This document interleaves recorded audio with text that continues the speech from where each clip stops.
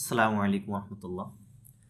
আমাদের একটা জিনিস সমস্যা কি জানেন, যে আমরা এখন বর্তমান আমাদের যে অবস্থা, মানে আমরা যদি কোনো দল করি এবং কাউকে যদি নেতা হিসেবে মানি, তো আমরা এই হিসাবে মানি যে সে যতই খারাপ কাজ করুক না কেন, সে যতই কোনো কিছু বলুক না কেন, তারটাই সঠিক। সে যতই খারাপ কাজ করুক, সে যতই ভুল করুক, তারটাই সঠিক।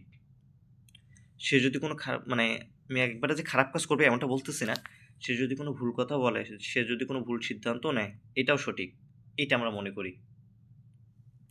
এই কথাগুলো কেন বলছি, যে ভাই, আমি আমার এটা, হ্যাঁ আমি ছোট মানুষ, আমার বুঝে আসে না, আপনারা একটু আমারে বুঝিয়ে দেন যে বাংলাদেশ আপনারা স্বৈর শাসন থেকে মুক্ত করবেন এবং এগুলো সব কিছু সংস্কার করবেন।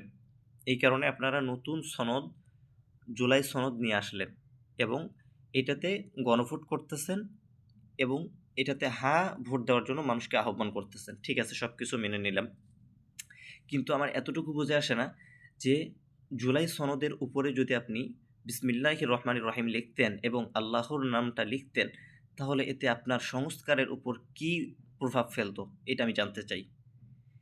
এই লেখাটা কেন লেখা হলো না এবং আল্লাহর নাম এবং বিসমিল্লাহির রহমানির রহিম কেন বাদ দেওয়া হলো এই সংবিধান থেকে, এতটুকুই শুধু আমার মনে প্রশ্ন। এতটুকু আমি আমার অভিজ্ঞ বড় ভাইদের কাছে জানতে চাই। যে কেন বাদ দেওয়া হলো, এতে আপনারা কি যুক্তি বসাবেন? আল্লাহর নাম যেখানে সরানো হয়েছে, এটাতে আপনারা কি যুক্তি বসাবেন? কি যুক্তি ভাই? এটাতে কোনো যুক্তি খাটবে না। দুনিয়ার কোনো যুক্তি এটার মধ্যে আসে না।